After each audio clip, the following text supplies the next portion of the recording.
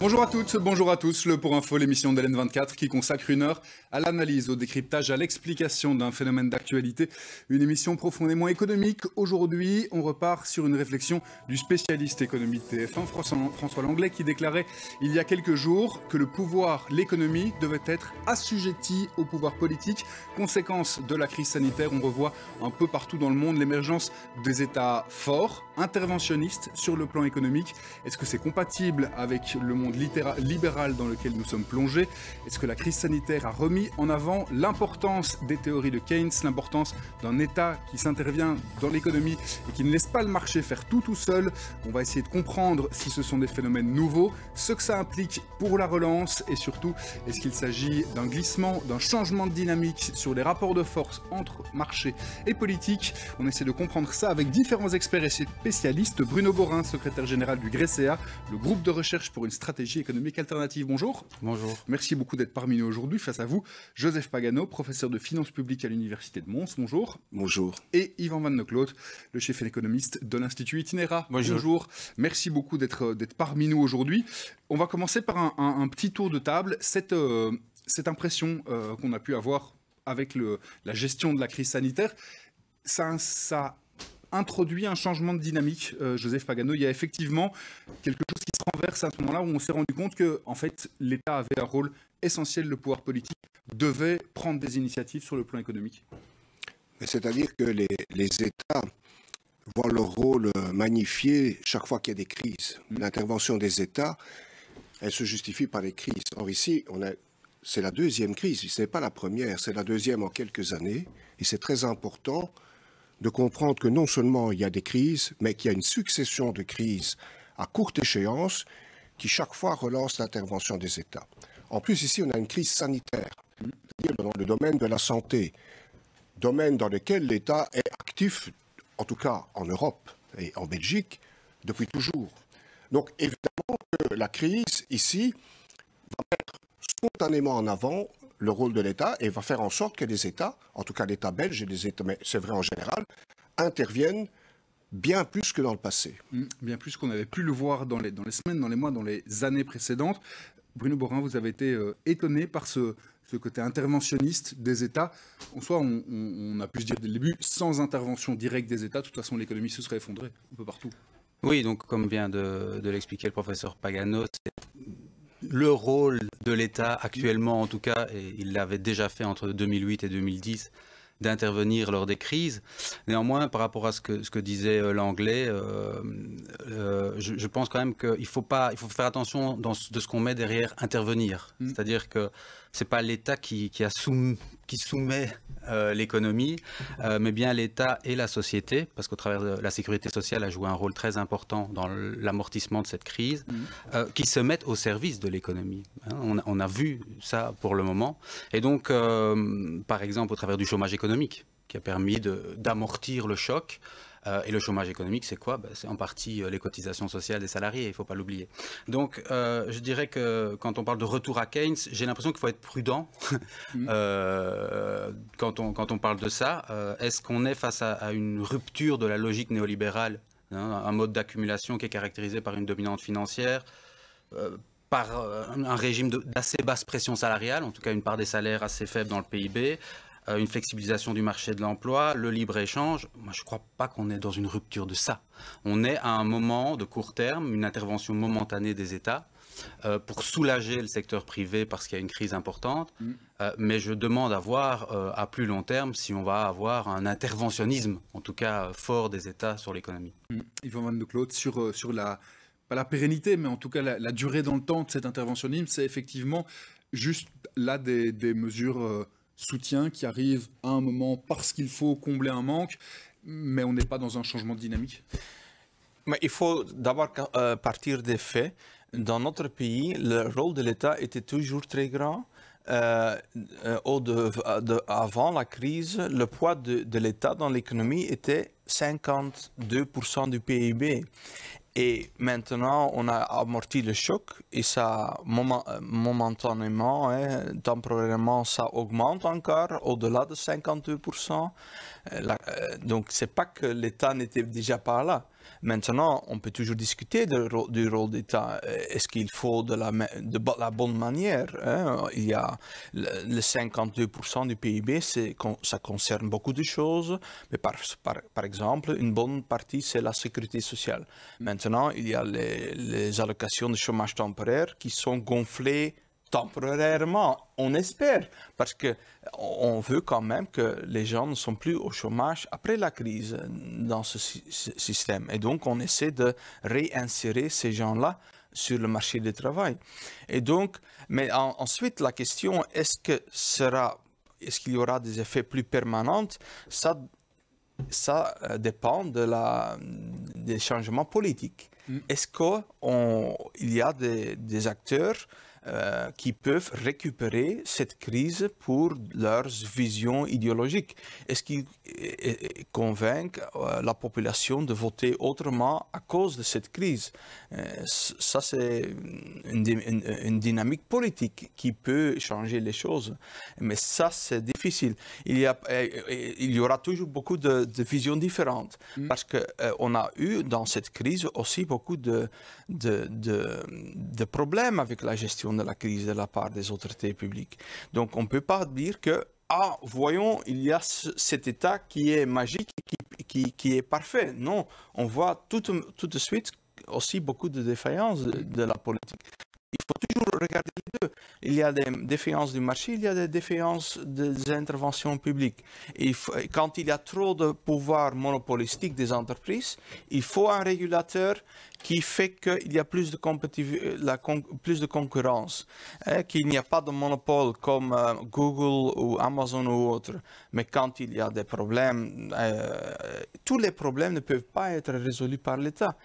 On va être très déçus quand on va toujours plus attribué à l'État parce que l'État a déjà plus que 50% du PIB et c'est pas une magie. Oui, c'est ça, il ne peut pas forcément en faire plus. On ne doit pas mettre ni tous nos œufs dans le même panier, ni mettre, c'est ça, trop d'espoir dans cette capacité que peut avoir l'État. Oui. Mais d'abord, pour ce qui concerne Keynes, comme on l'a très bien dit, depuis 1936, Keynes, il est là. C'est notre façon de gérer l'économie aujourd'hui. Elle est très profondément influencée par la pensée keynésienne depuis des décennies. C'est vrai qu'avec les crises, et j'insiste fort sur le pluriel, avec les crises, on est entré dans des politiques ultra-keynésiennes, et je dis dans le livre, je ne suis même pas sûr que Keynes lui-même serait vraiment enchanté de ce qui se passe aujourd'hui. Par exemple, les taux d'intérêt négatifs, Keynes a beaucoup travaillé sur les taux d'intérêt, c'était d'ailleurs le titre du livre, porte là-dessus, mais à aucun moment il n'a envisagé des taux d'intérêt négatifs. Il a bien dit il y a probablement un niveau en dessous duquel on ne sait pas descendre. Même chose pour le déficit budgétaire. Effectivement, Keynes est l'économiste qui a lancé l'idée de l'utilité, dans certaines circonstances, des déficits budgétaires. Mais quand on voit ce qui se passe aujourd'hui aux États-Unis, où on annonce des déficits entre 15 et 20% du PIB, je ne suis pas sûr que Keynes aurait soutenu ça. Même si c'est vrai qu'à certains moments, il avait dit qu'il faut faire un peu plus. Donc, effectivement, on est dans des politiques très, très, très keynésiennes. On n'a jamais connu des politiques aussi keynésiennes qu'aujourd'hui. Jamais. Et de façon généralisée. Ça veut dire en Europe, aux États-Unis, au Japon, un peu partout. Maintenant, l'autre question sur la pérennité de l'intervention des États, je crois qu'il y a deux choses. Il y a la crise. Et comme a dit Ivan fort justement, la crise, on espère quand même que dans quelques mois, ou pire quelques années, elle va disparaître. Attention qu'il ne faudrait pas qu'il y en ait une troisième qui nous tombe dessus, parce que, Mais il y a des phénomènes beaucoup plus profonds que ça, en dehors de la crise, qui font que probablement, on va vers une société où les États vont soit jouer un rôle plus important, en tout cas, pas un rôle moins important. Vous avez des phénomènes tout simples, qui sont bien connus, le vieillissement. Les études sur le vieillissement nous disent, ça va coûter 5%, au moins 5% du PIB de dépenses en plus. Alors, ou bien vous les compensez sur d'autres dépenses. Il faut voir, mais ce n'est pas facile. Ou alors, ça veut dire que, toute chose égale par ailleurs, la part que Ivan décrivait. Être entouré de couleurs, me rend heureuse. Je crée une ambiance qui me ressemble. Mon propre univers, rien qu'à moi. Lévis Ambiance. Vivez vos couleurs. En ce moment, à l'achat d'un testeur de couleurs, recevez-en 2 gratuits. Rendez-vous sur levis.info. Dans votre tête, c'est un peu la pagaille, à la maison, pareil. Mais vous avez tenu bon. Vous vous êtes posé, remise à composer. Puis vous avez partagé. Et c'était bien vu. Déjà 8000 vues. Petit à petit, les choses avancent et vous recommencez à rêver. Restez vous-même. Ensemble, réinventons l'avenir. Orange. De l'intervention publique dans le PIB va augmenter de 4-5%. Oui, mais 5% du PIB sont des sommes gigantesques. Hein. On parle de choses très, très importantes. Il y aura le climat. Le climat va coûter de l'argent. Donc la lutte contre le réchauffement climatique va coûter de l'argent qui va être pris en charge par le secteur privé pour une part, mais pour une part aussi par le secteur public.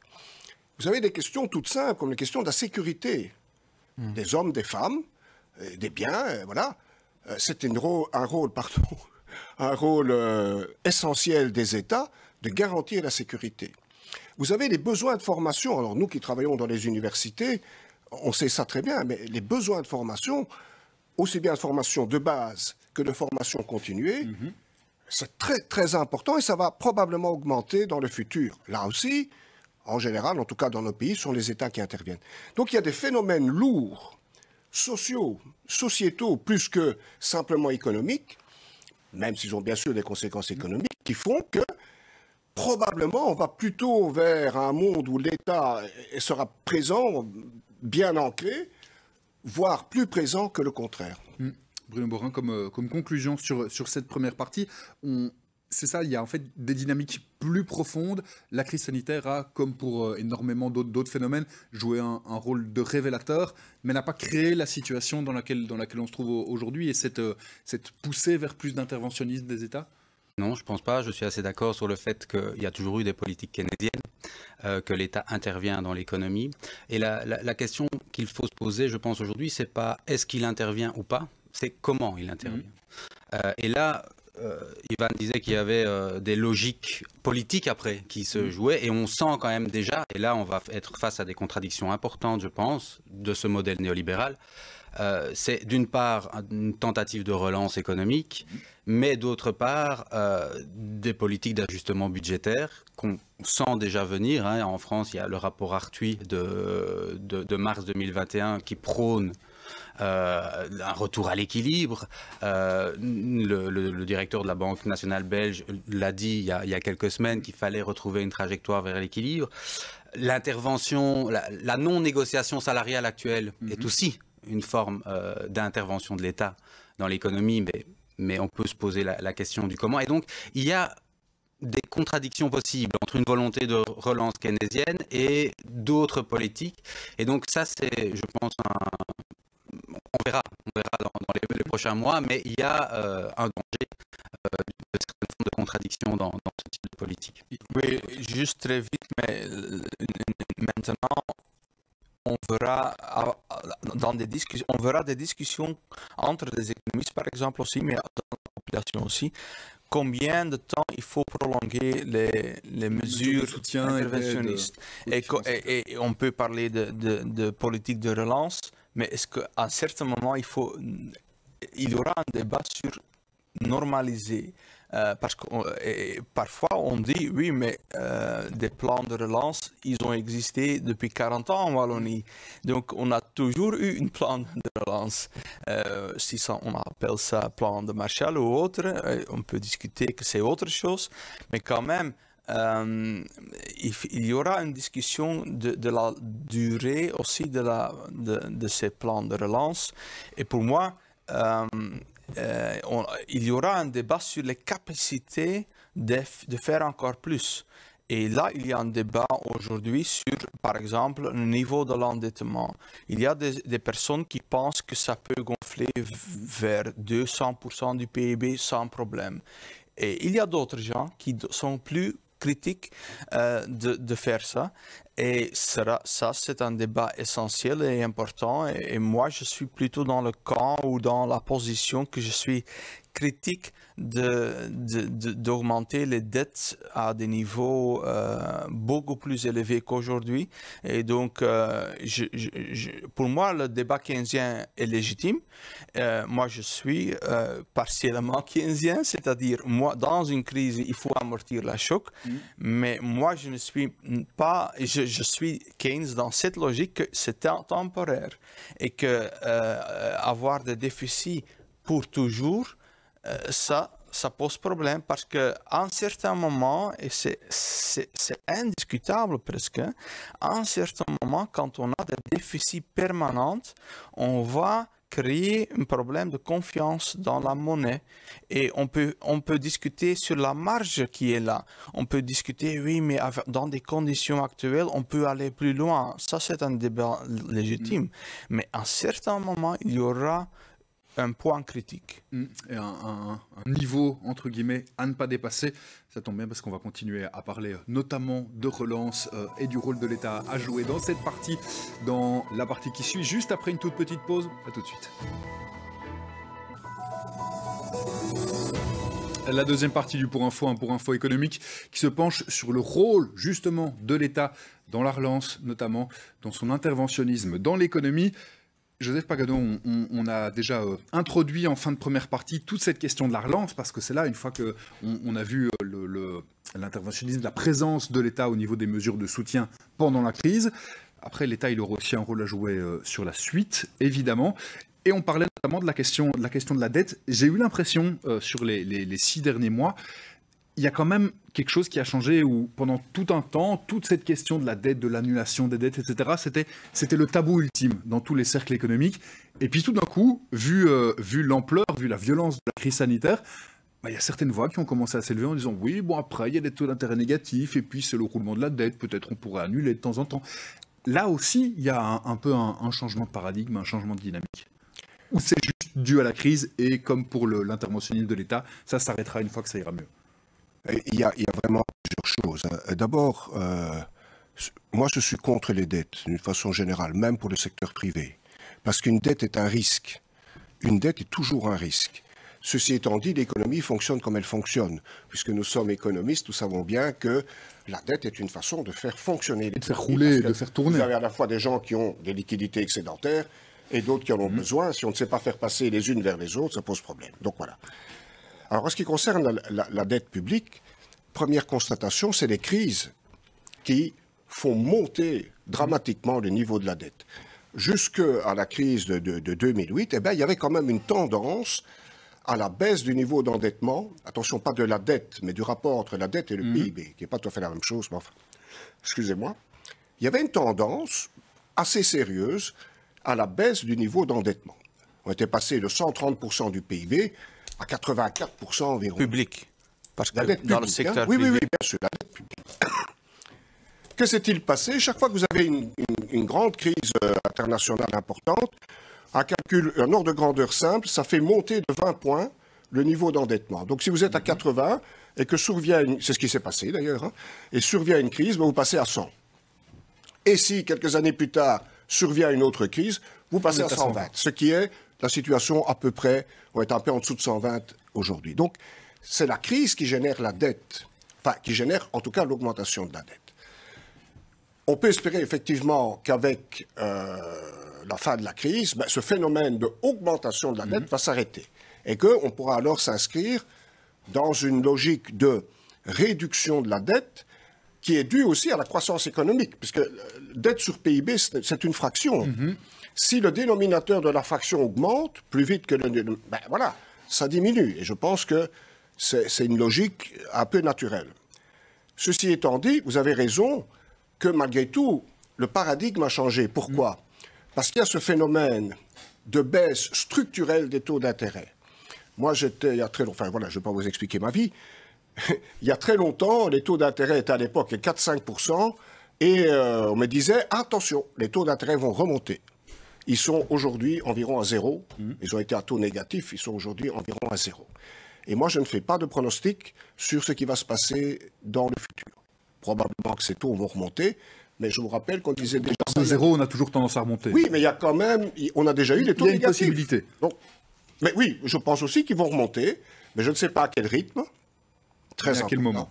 Et je ne sais pas quand. Alors c'est clair qu'avec des taux très faibles, mettons très faibles pour ne pas dire négatifs, l'importance de la dette change fortement. Si dans les années 80, on avait une dette qui représentait 100% du PIB, je prends 100% parce que c'est plus facile, et on payait 10% du PIB en intérêt. Pourquoi? Parce que le taux d'intérêt moyen sur la dette était de 10%. Donc si vous prenez 10% de 100%, ben, ça fait 10%. Hein? Vous voyez que c'est simple. Aujourd'hui, en 2019, on était aussi à 100% du PIB. Le taux d'endettement était aussi de 100% du PIB, donc avant la crise sanitaire. Mais on payait 2% du PIB en intérêt. Pourquoi 2%? Parce que le taux moyen... Et pour vous? Victoria. Faites le bon choix avec Victoria. La nouvelle bière blonde forte belge brassée avec 100% d'ingrédients naturels. Tu t'appelles comment?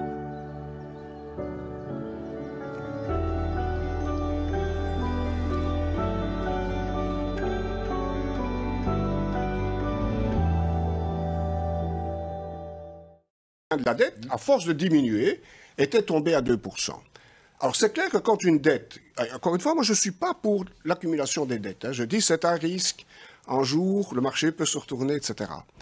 Mais quand votre dette, notre dette, coûte 2% du PIB, c'est pas la même chose que si elle coûte 10% du PIB. Ça, c'est une réalité qu'on ne peut pas contourner. Donc si vous voulez, la dette est beaucoup moins nocive aujourd'hui, parce qu'elle coûte très peu, que la même dette dans les années 80 ou dans les années 90. Alors, bien entendu, il y a le problème de que se passe-t-il dans 10 ans, dans 20 ans. Mon point de vue, je pense qu'il peut être partagé par beaucoup de gens, de dire, OK, profitons, lorsque la crise sera passée, profitons de ces taux d'intérêt qui restent bas, même s'ils remontent un petit peu. Ils resteront. Je rappelle que dans les années 80, on empruntait à 10%. Hein.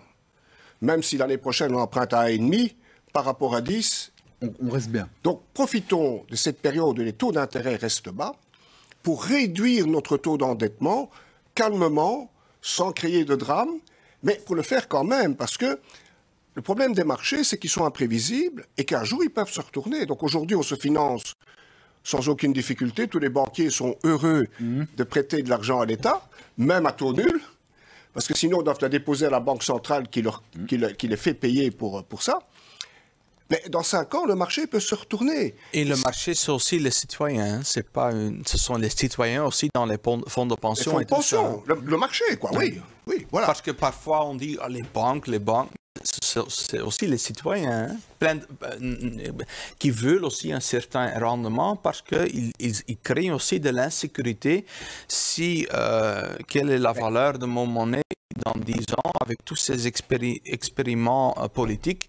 Donc, je veux un certain rendement. Ce n'est pas juste le marché invisible, non, ce sont les citoyens qui réclament aussi un certain rendement. Vous savez, j'essaie d'expliquer aux étudiants pourquoi les taux d'intérêt sont négatifs. À des étudiants, des économistes. Mais c'est très difficile parce que ça choque un peu le bon sens. Oui, dans le principe même. Sur le principe, pour l'expliquer, vous prenez la règle de Taylor, etc. Vous voyez que ça devient négatif, donc ça c'est un peu plus compliqué. Mais ça choque un peu le bon sens. Donc, il faut quand même s'attendre à ce qu'un jour ou l'autre, progressivement, il y ait une certaine remontée. Est-ce que c'est une catastrophe? Honnêtement, non. Parce qu'on restera, du moins sur ce qu'on peut penser, on reste à des niveaux qui sont sans comparaison avec ce qu'on a connu. Mais moi, j'ai un peu une autre perspective sur ça, mais peut-être un peu. Je vous en prie. Oui, c'est pour moi aussi la question est-ce que c'est pas un danger que les taux d'intérêt sont tellement bas? Et maintenant, dans la crise, ça aide les taux bas. Mais avant la crise, c'était pour moi je m'appelle une économiste prudence, une économiste pas de droite ni de gauche, mais qui a une perspective de prudence dans l'économie. Et des taux bas créent des risques. Parce qu'il faut une certaine discipline quand on utilise l'argent. Parce que quand on prend trop de risques, on fait toujours des erreurs. Et quand on fait trop de risques, il y a trop de dettes. Et une personne qui est trop endettée, mais on va dire, pour l'État c'est autre chose, on peut discuter, mais un levier trop important, on peut être complètement détruit avec des dettes trop importantes.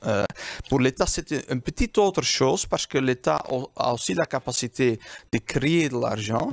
Maintenant, au niveau européen, c'est plus l'État national, mais c'est plus supranational.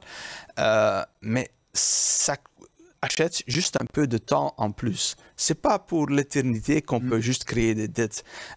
Il y a des gens qui pensent à aujourd'hui, mais il y a juste l'État a juste un peu plus de temps pour faire des dettes qu'un individu. C'est pas tellement différent. Mais avant la crise, les taux d'intérêt étaient trop bas. Et pour moi, ce sont des aventures monétaires qu'on a vues. Les banques centrales ont fait trop d'expérience et maintenant, quand il y a une crise, ils n'ont pas eu beaucoup de capacité de réduire les taux d'intérêt. Et on devrait encore faire plus. C'est ça l'économiste prudent qui dit ça aujourd'hui. Dans la crise, il faut encore faire plus. Mais on n'avait pas cette capacité parce que les taux d'intérêt étaient déjà trop bas avant la crise. Et qu'est-ce que ça fait, trop de taux d'intérêt trop bas? Alors, pour tout le monde, l'État, mais aussi le secteur privé, prend trop de risques. Et on a des projets qu'il ne fallait pas avoir. Il y a des spéculations dans les marchés résidentiels, il y a des bulles partout. Et on dit toujours, oui, mais il y a certains gens qui ont prédit l'inflation et l'inflation n'est pas là. Non, l'inflation des biens et services mais avant la crise, n'était pas tellement là. Maintenant, on a des soucis sur les contraintes d'offres dans les chaînes de provisionnement. Et il peut y avoir des inflations dans certains secteurs. Alimentation, les gens réclament qu'il y a trop d'inflation en alimentation aujourd'hui. Mais dans des taux d'intérêt trop bas, c'est un problème en soi. Et donc, c'est un peu double de dire « Ah, on est content parce que les taux sont bas ». Non, ça c'est en fait aussi un miroir, un reflet d'une situation qui n'est pas saine. Il y a un danger à long terme, mais Bruno Borin, d'abord cette capacité à emprunter à taux bas et cette capacité à créer de la dette, c'est indispensable pour l'État, pour jouer aussi son rôle de soutien via, par exemple, on le soulignait tout à l'heure, la sécurité sociale. Sans ça, il ne peut pas se financer. Il peut se financer autrement, et je vais y revenir. Je pense que la première chose à laquelle je veux réagir, et je suis assez d'accord, je pense que la question, c'est pas l'endettement, c'est à quoi sert la dette. Pourquoi on s'endette? Est-ce que c'est pour investir dans des capacités de production futures ou est-ce que c'est pour spéculer sur des marchés financiers? Voilà, et on a vu des dérives importantes ces dernières années par rapport à l'action de la Banque Centrale Européenne. Ça, c'est une chose. Deuxième chose, je pense que quand on parle de l'endettement, il faut aller une étape avant et poser la question de pourquoi est-ce que les gens s'endettent. Les gens s'endettent aujourd'hui parce que depuis les années 80, on a une part salariale qui baisse et que les revenus du capital ne sont pas répartis de manière très égalitaire, c'est le moins qu'on puisse dire. Et donc, les gens qui vivent avec un salaire réel qui augmente peu ou pas, ou des allocations très basses parfois, doivent avoir recours à l'endettement. Et ça crée en effet une bombe à retardement qui éclate par moment. On l'a vu avec les subprimes aux États-Unis, je pense que c'est ça l'explication des subprimes. Et qu'est-ce qui se passe alors? L'endettement privé devient de l'endettement public, parce qu'il faut que l'État intervienne pour sauver les choses. L'État intervient dans une forme de socialisation des pertes. Il prend sur ses épaules l'endettement privé. Et comment est-ce qu'il répond alors après? C'est qu'il faut revenir à l'équilibre, et donc il met en place des politiques d'austérité budgétaire, mais aussi salariale, qui, de nouveau, maintiennent un régime de basse pression salariale qui vont conduire une partie de la population vers l'endettement.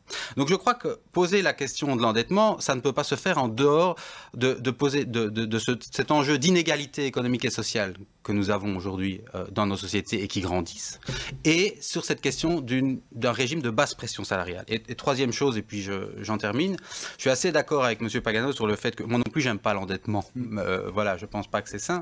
Et je pense que quelque part, la crise qu'on vient de vivre nous a montré qu'on pouvait passer d'une logique endettement-investissement vers une logique cotisation, mais alors il faut que la part des salaires augmente, cotisation, subvention, sans devoir nécessairement passer par des marchés financiers. Et donc là, quand vous parlez de la sécurité sociale, c'est sa logique historique. Oui, je pense qu'il est, je pense qu'il est important, après ce qu'on a vécu, ce que la crise a démontré, les souffrances qu'elle a engendrées pour une partie de la population qui a de très faibles revenus, il est important de revenir et de remettre, de réexpliquer à quoi sert la sécurité sociale. C'est pas seulement aller à l'hôpital pas cher. La sécurité sociale, c'est un mode, un levier économique et d'investissement. Et de relance, je pense. Et un moyen de financement, Ivan de Claude, juste avant de faire une deuxième et dernière pause. Je partage la vision sur la sécurité sociale comme amortisseur social. Mais pour moi, la sécurité sociale ne doit pas être financée par des dettes. Il doit être financé par des contributions. C'est d'ailleurs largement le cas. C'est largement le cas. Oui, mais monsieur dit qu'il faut... Justement, j'ai parlé de cotisation, j'ai parlé de contribution, je n'ai pas parlé de dette.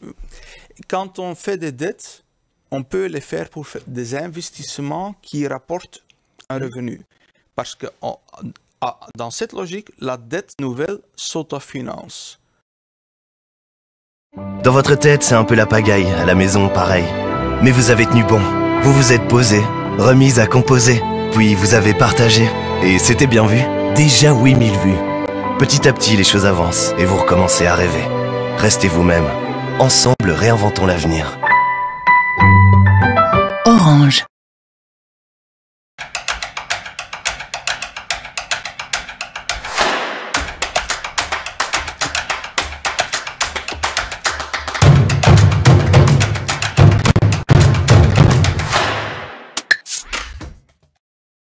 C'est juste un investissement.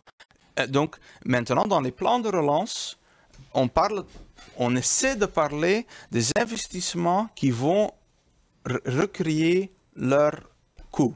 Et de cette manière, ça ne pose pas de problème.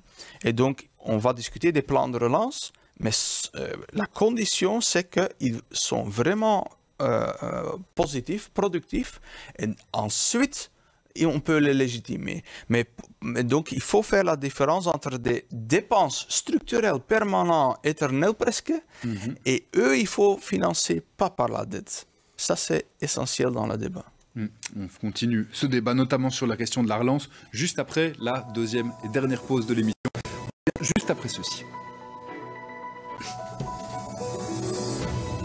La troisième et dernière partie de ce Pour Info, un Pour Info profondément économique. Il nous reste une grosse dizaine de minutes, plus ou moins. Alors pour faire parler tout le monde, il va falloir être un peu court par moment. Joseph Paganos, on a parlé de relance, le rôle de l'État qui va devoir jouer là-dedans aussi. Il y a notamment, pour vraiment faire repartir l'ensemble de la machine économique, il y a quelque chose à faire notamment avec, comme le disait Bruno Borin, avec les salaires pour éviter un espèce de tsunami social, parce qu'à un moment, tout va se remettre en route. Et donc les plus bas salaires et les populations les plus précarisées, ça risque d'être elles qui vont payer en premier. Alors effectivement, pour les plus bas salaires, c'est une question aussi de réduire les inégalités pour voir ce qui est possible. Hein. Maintenant, c'est clair qu'il y a quand même une logique de marché. Même si l'État intervient énormément, on est dans une logique de marché. Nous sommes dans une économie qui est extrêmement ouverte. On peut être pour, on peut être contre. Ça, c'est une autre histoire. Mais moi, je suis bien obligé de constater que c'est comme ça. Keynes lui-même était contre la baisse des salaires, mais il n'a jamais plaidé pour une relance via les salaires, ce qui n'est pas la même chose. Donc, je pense qu'en Belgique, les salaires ne baissent pas, puisque on a dit on maintenait l'indexation et un tout petit quelque chose qui est un peu symbolique, mais enfin un tout petit quelque chose en plus. Personnellement, je ne défends pas l'idée d'augmenter les salaires dans le but de relancer l'économie, parce que pour les entreprises, c'est un poids qui va devenir insupportable, compte tenu de la concurrence, compte tenu du fait qu'il y a non seulement les Allemands et les Français, ça va encore, mais il y a les Chinois, les Coréens, les Indiens, etc. Bruno Borin, c'est à ce moment-là, c'est pourtant ça qui peut permettre de relancer la machine ? Non, parce que je ne suis pas dans une perspective de relance, parce que le modèle a montré ses limites 2 fois depuis 2008 et plusieurs fois depuis les années 80. Donc je pense qu'il faut redéployer l'économie. Alors je suis tout à fait d'accord avec M. Pagano. Aujourd'hui, l'économie belge, c'est une économie hyper ouverte, qui doit, entre guillemets, être compétitive. C'est ce qu'on nous dit tout le temps. Néanmoins, si on veut, on a beaucoup parlé de relocalisation d'activités en Belgique. S'il n'y a pas à un moment donné une relance en partie par le salaire, il n'y aura pas de relocalisation d'activités productives en Belgique. Et la prise en compte des enjeux environnementaux, par exemple, ne passera pas seulement par le marché. Ça n'ira pas, ça ne marchera pas, le marché n'est pas capable de faire ça. Donc, il faudra aussi une rupture écologique. Et une rupture écologique, ça passe par quoi? Ça passe sans doute par la relocalisation de certaines activités. Et donc, au niveau européen, il faut un marché intérieur qui soit capable de consommer. Capable de consommer ou capable de subventionner. Je reviens à la sécurité sociale. Et donc, ce n'est pas une question de passer par la dette nécessairement, mais c'est une question de relocaliser des activités pour tirer les leçons de la crise qu'on vient de vivre. Voilà. Et donc, je ne suis pas pour un plan de relance, je suis pour un véritable plan de redéploiement imaginatif de l'économie. Et là, je trouve que ce qui est sur la table actuellement ne correspond pas du tout à ça. Qu'on ne part pas dans l'optique d'un bouleversement structurel, Yvan de Clos. Pour moi, beaucoup de gens partagent la vision qu'il faut donner maintenant la priorité à créer d'emplois. Ça, c'est le plus important. Maintenant, la distribution est une autre chose, mais on a eu une question, des dégâts économiques importants. Il faut les réparer.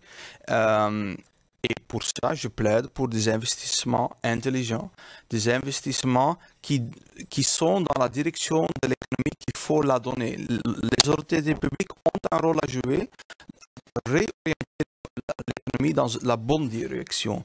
Et c'est une direction avec moins de risques d'endettement, mais aussi plus écologique. Et dans ce sens-là, on peut parler de l'économie circulaire, on peut parler d'autres événements.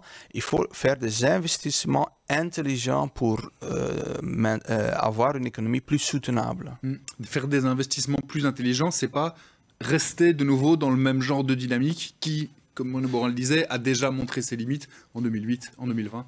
Oui, pour moi, c'est vraiment le problème des aventures monétaires. Les banquiers prennent trop de risques et maintenant on dit on a trop l'État s'endette, l'État sera tué si les taux d'intérêt augmentent, donc les banquiers centraux n'ont plus d'autonomie. Non, ils doivent financer les dettes de l'État. Mais avec ça, on va avoir une succession de crises et donc des économistes qui prennent maintenant toujours plus de répression financière, toujours plus d'endettement, comme on peut maintenir ces dettes parce que les taux d'intérêt sont bas. Ils prennent des risques et ils vont créer des risques, des crises multiples. Et créer des bulles à long terme. À ce moment-là, Joseph Pagano, ça veut dire qu'il faut quoi? Il faut plus de régulation. Après, je ne veux pas relancer un débat qui va reprendre 1 heure de plus, mais plus de régulation, justement, pour empêcher les aventures monétaires, pour empêcher les banquiers centraux de faire n'importe quoi. Mais les banques centrales sont indépendantes, donc je pense que c'est difficilement aller plus loin que ça. C'est une vraie discussion. Que se passe-t-il, que se passera-t-il le jour où on aura 4% d'inflation? On sait que jusque 2%, la Banque centrale est à l'aise, puisque l'objectif est de 2%, nous sommes en dessous, donc ça ne pose pas de problème. Que se passera-t-il le jour où l'inflation va remonter? Alors, exactement, comme a dit Yvan fort justement, c'est un problème de remonter les taux brusquement aujourd'hui, parce qu'il y a l'endettement public, mais aussi parce qu'il y a un énorme endettement privé, attention, y compris l'endettement des entreprises, y compris l'endettement des banques. Donc, c'est un problème. D'autre part, la mission de la Banque centrale reste de maintenir l'inflation à des niveaux raisonnables. Pour moi, entre 2 et 2,2, il y a très peu de différence. Mais entre 2 et 8, il y a quand même une certaine différence. Donc voilà, ça reste, c'est une question qui reste posée de quelle sera la réaction des banques centrales face à ce problème. Je rappelle dans mon esprit qu'il y a quand même, il y a quand même une tendance structurelle depuis les années 80 à une baisse du taux d'intérêt, des taux d'intérêt et les taux d'intérêt réels encore bien davantage, baissent structurellement depuis le milieu des années 80. Alors, bien sûr, probablement qu'un jour ou l'autre, ça va s'arrêter. Mais moi, je ne suis quand même pas extraordinairement inquiet là-dessus. Je ne crois pas à une remontée brusque et rapide.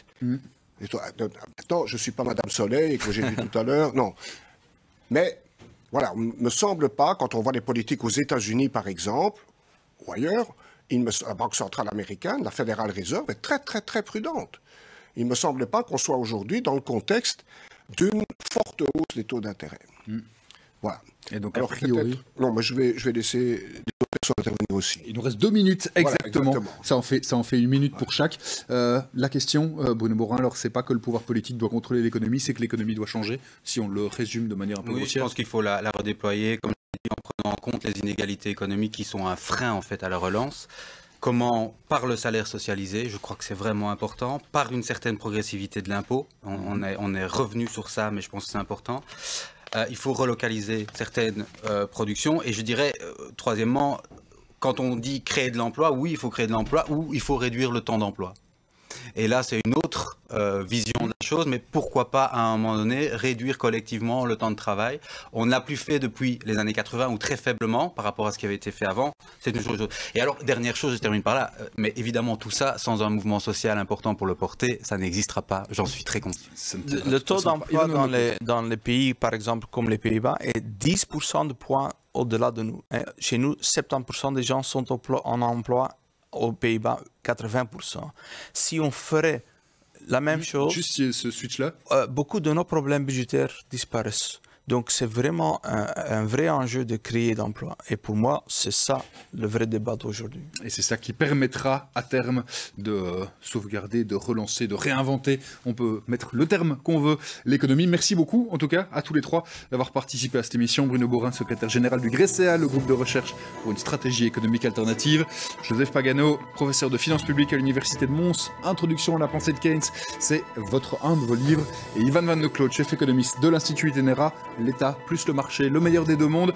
Merci beaucoup à tous les trois d'avoir participé à cette émission. Merci à vous de l'avoir suivi. D'ici quelques instants, comme toujours sur LN24, c'est avec l'info que vous avez rendez-vous. À demain.